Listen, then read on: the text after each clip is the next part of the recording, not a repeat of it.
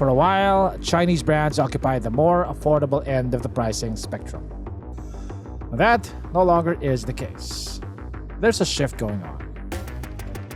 This is the GAC M8. It's not affordable, and it might just disrupt the luxury MPV market.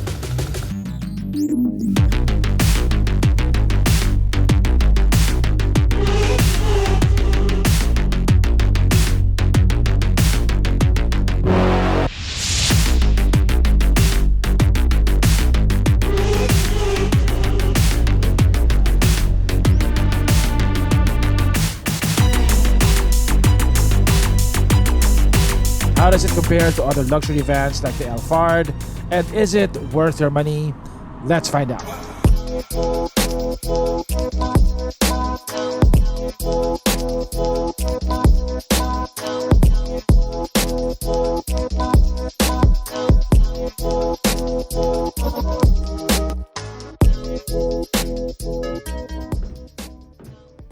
Now you can't help but compare the M8 to the Alphard. They're both luxury vans. They're about similar in size, although the M8 is slightly longer and wider. And they also both have luxury pricing. This top-of-the-line variant sells for 4 million pesos. There's also a less expensive model that sells for 1 million pesos less. Now that's not affordable pricing, but it's still 1 million pesos less than the Alphard.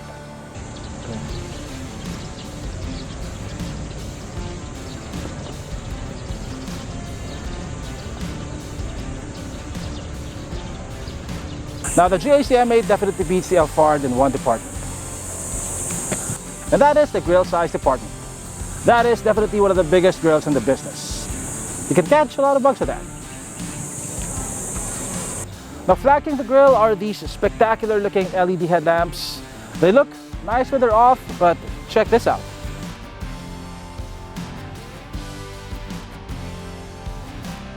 Lock or unlock the vehicle and you get this impressive looking light show.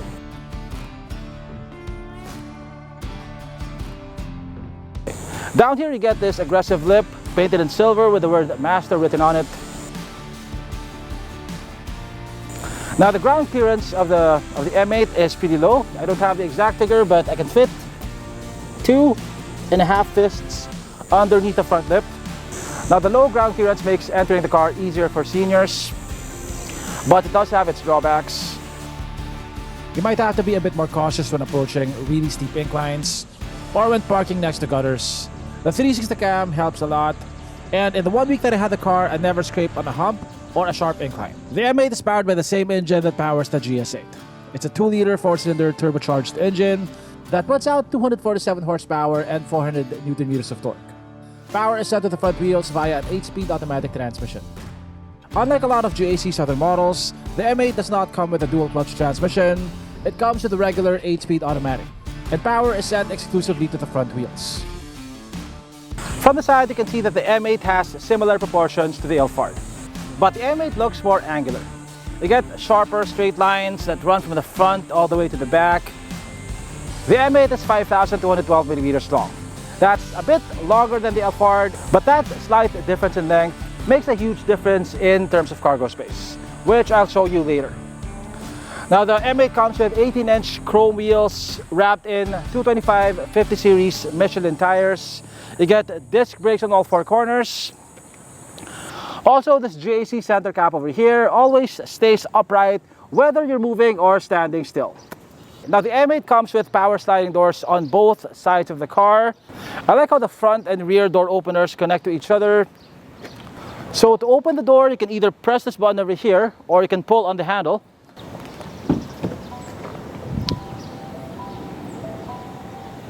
Now on top of having a low ground clearance, you also have this step board over here for easier entry.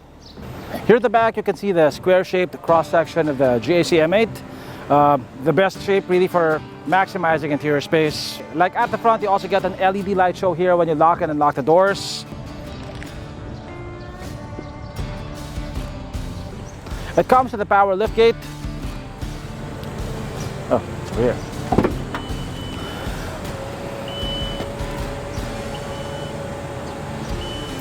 Now, one advantage of the M8 over the Alphard is that it has usable cargo space behind the third row seats. There's enough space to fit two medium-sized to large luggage bags without compromising third-row space. The same cannot be said of the Alphard. You even have enough space here to fit our sponsor for today. Introducing the ATO Sport Mobility Scooter. The world's most innovative mobility scooter.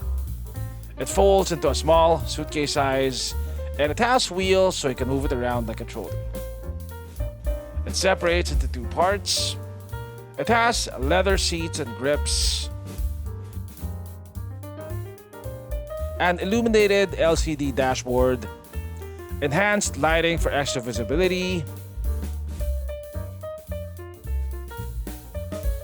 You can install optional armrests. It's perfect for seniors as it's easy to lift and unfolds in seconds.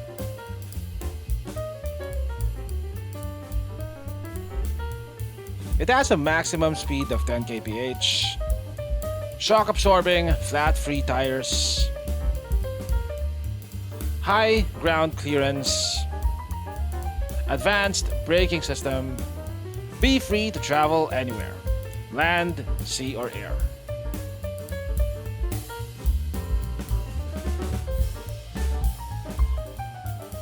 It has 20 kilometers of continuous driving range. Engineered with flair, designed with passion for performance. Be active, be free, be yourself. ATO Sport, moving life.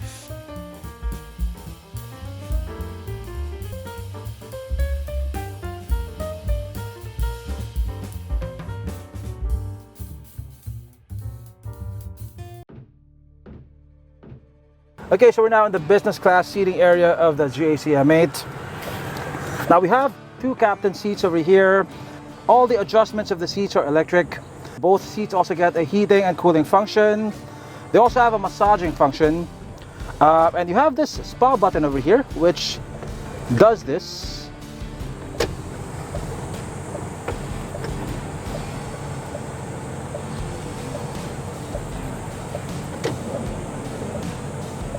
Oh. Oh, wow.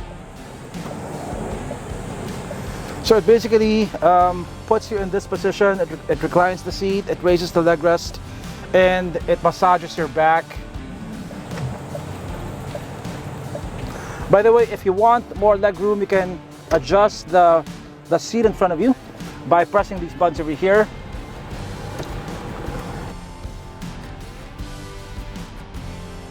Now even the backs of the seats look luxurious. Like you have this crystal pattern over here.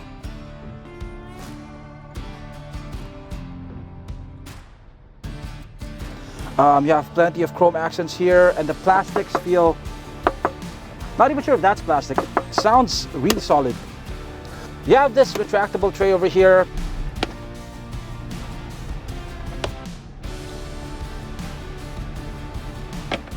It doesn't creak, it feels solidly built.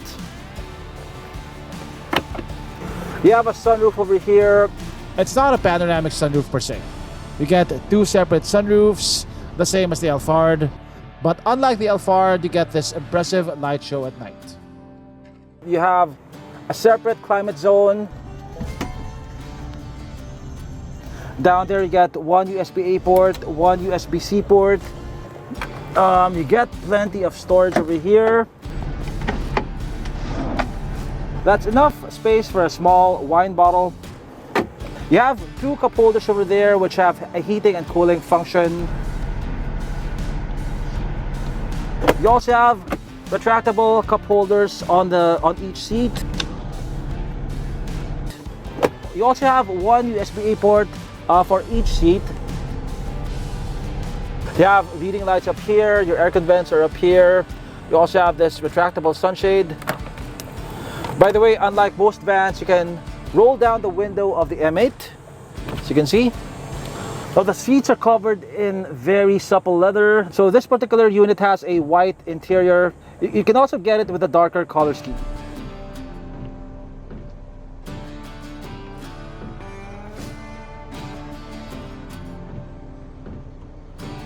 It looks really nice. You have this brown piping over here, and you have these gold accents. You also have these very soft butterfly headrests. I feel like a VIP in here, and that's how you're supposed to feel when you're sitting inside the GAC M8. Now the second row may be the first class seating area, but everywhere you sit in the GAC M8, you are surrounded by luxury. Here at the front, you get seats covered in supple leather, the same type of leather as the back seats. Both front seats are power adjustable. They both have a heating and cooling function. One thing that's missing at the front is the massage function that you get on the second row. In terms of materials, almost everything is covered in soft touch materials. The dashboard is covered in leather. This is leather wrapped over here. The sidings are covered in very soft leather. You get these gold accents on the dashboard and on the door sidings. There's this wood paneling over here with this image of a mountain range with birds flying overhead. You have plenty of detail here for your eyes to absorb. Like, you get this very fancy looking shifter with this crystal looking element. Now, despite its unorthodox looks, you operate it rather conventionally. To put it in reverse, push it forward. To put it in drive, pull it back. And to put it in park, press this button over here. You also get this fancy looking crystal with mood lighting, which you can also rotate.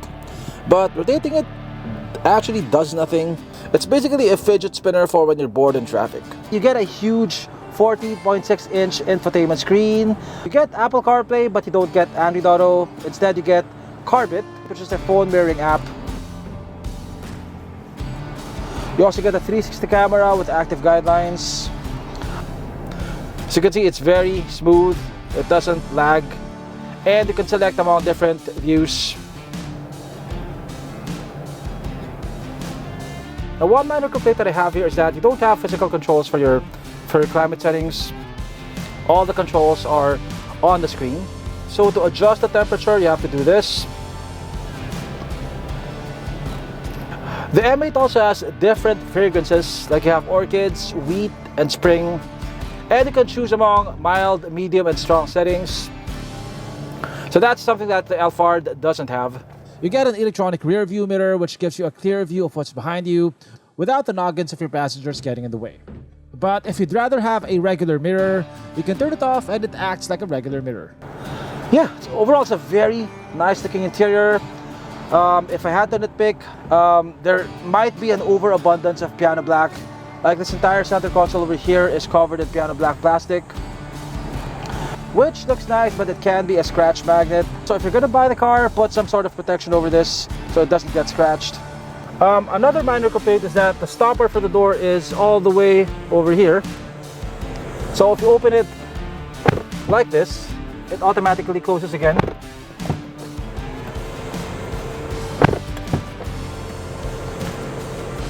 In terms of storage, the glove box is quite big. You have decent storage underneath the center armrest.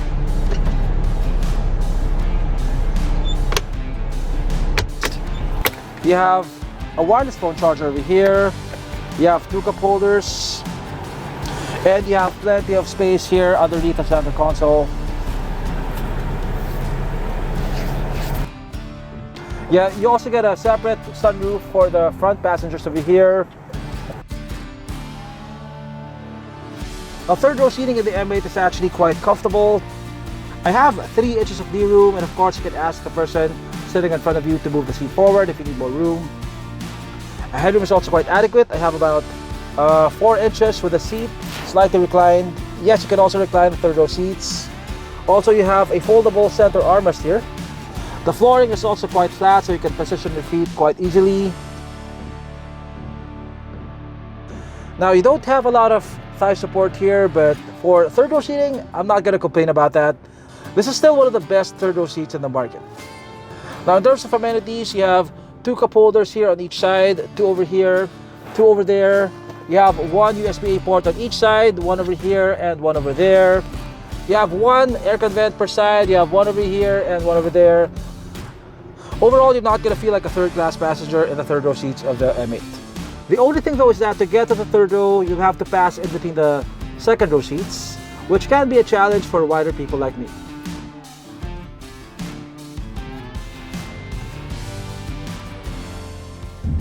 When you first get in the M8, you get the sensation that you're in something really massive. Because visually it just looks so big. I can't reach the other window even if I tried. And I can't even reach the windshield because it's so far away. But when you start driving it, it doesn't feel as heavy as you would think. Like the steering is pretty light, especially when you're in eco mode. It doesn't roll as much as you would expect when you're cornering. Well, the steering is actually relatively sharp for a van. There is very little dead zone at the center. As you can see, when I do this, the car actually responds. Also, despite the size of the car, it doesn't roll so much in the corners. Unlike a lot of GAC's other models which come with dual clutch transmissions, the M8 comes with the regular slush box 8-speed automatic. So it doesn't feel jerky even in stop and go traffic. Well, this has the same engine as the GAC GS8. It's a 2-liter 4-cylinder turbocharged engine which puts out 240 plus horsepower and almost 400 Newton meters of torque. Those numbers are very impressive on paper, but the van is not really tuned for performance. Acceleration feels quite gradual. You don't feel the shifts. It almost feels like a CVT without the CVT drone because of how smooth the shifts are. Rather than abrupt acceleration, it wafts you into your desired speed. Okay, so put it in sport mode.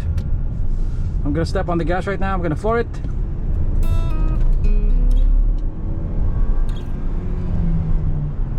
Yeah, like I said, it never pushes you back to your seat abruptly. It's a very gradual buildup of power. And when you floor it, it doesn't respond right away. It's a second or two before you feel the power. But when you're driving it normally like this, when you're not flooring the car, the power feels adequate. The M8 doesn't feel sporty at all. There's a noticeable delay in the throttle response. When I floor it, it takes like a second for it to downshift, and you barely feel the downshift as it's so soft. In manual terms, it's like it's letting go of the clutch very, very slowly so you don't feel the shifts. It almost feels like a CVT. You will feel the power eventually, but the focus is on smoothness and refinement rather than acceleration. And when it comes to smoothness and refinement, the M8 excels. Now, the ride quality of the M8 is very good. This is a very rough section of road right here, and the ride feels buttery smooth. And I'm currently driving alone. I don't have passengers. And usually on most MPVs, when you're driving alone, when the vehicle is not loaded, the ride is usually a bit more bumpy. But on the M8, whether it's loaded or not, it just feels really smooth. Noise insulation is also very good. I can barely hear outside noise from here. See, I don't hear that motorcycle. Let's open the windows. There's a huge difference between the noise levels with the windows up and the windows down, as you can see. Okay, so most buyers of the M8 will not be sitting at the front row. They'll be sitting here. Now, I've said before that the seats of the M8 feel very comfortable, but the suspension is also very well tuned for comfort. The suspension is soft, but it doesn't feel that floaty. You don't get seasick here. It doesn't crash into potholes. Also, it settles very quickly after you hit a pothole. Now, in case you're wondering what the ride quality is like at the third row, I only got to ride there briefly, but it's also pretty good. The top-of-the-line M8 GX Master comes loaded with advanced driver assist features and active safety features, including adaptive cruise control with stop and go, lane keep assist, rear cross traffic alert, autonomous emergency braking, blind spot monitoring, among others. So right now my foot is not doing anything. As you can see, here's my foot. And the vehicle is automatically slowing down, automatically speeding up, and it should automatically come to a complete stop if the vehicle in front of me stops. So far it's doing a good job, although the braking doesn't seem to be as gradual as on GAC's other models. It tends to be a bit more abrupt. Now you can see what the vehicle sees on the instrument cluster over here. I can see the vehicle to my left, to my right, and of course you can see the vehicle in front of me. This also has lane keep assist, although it's not as precise as GAC's other models as well. It tends to bounce from line to line. In terms of fuel economy, I got about 10.4 kpl in the city. On the highway, I got 13 kpl, but the traffic was a bit worse than usual. I wouldn't be surprised if it can do 14 kpl on a good day.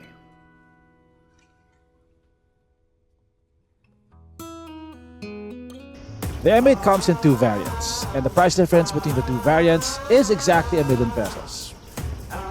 While both variants come with the same engine, transmission, and suspension, there's a huge difference in the feature list.